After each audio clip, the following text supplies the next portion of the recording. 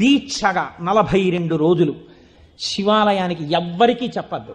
ప్రదోష వేళలో వెళ్ళి శివ ప్రదక్షిణం చేసి మీరు ఏమీ చెప్పకండి. మీరు చెప్పగలిగినంతసేపు శివాలయం అరుగు మీద కూర్చుని శివ శివ శివ శివ శివ శివ ఇదొకటే. ఒక 42 రోజులు ఈ దరిద్రాన్ని మీ కష్టాల్ని అనుభవించి చూడండి అన్నాడు. మీరు నమ్ముతారా?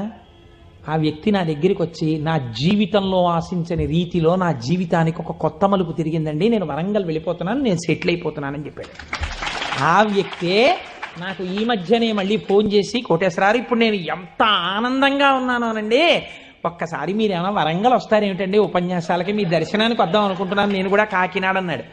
అయ్యా మీరు ఎప్పుడైనా కాకినాడ ఇప్పుడు అక్కర్లేదు, ఎప్పుడో తర్వాత వద్దురు కానీ నేను వరంగల్ ఇప్పుడు మాత్రం రావట్లేదు, నేను వరంగల్ వస్తే చెప్తాను, అప్పుడు మీరు నా దగ్గరికి వద్దురు కానీ తప్పకుండా దర్శనానికి అన్నాడు. కళ్యాణి అందులో అంటారే ఏతి జీవంతిమానందో నరం వర్ష శతాదపి అంటుంది సుందరకాండ. 100 ఏళ్ళు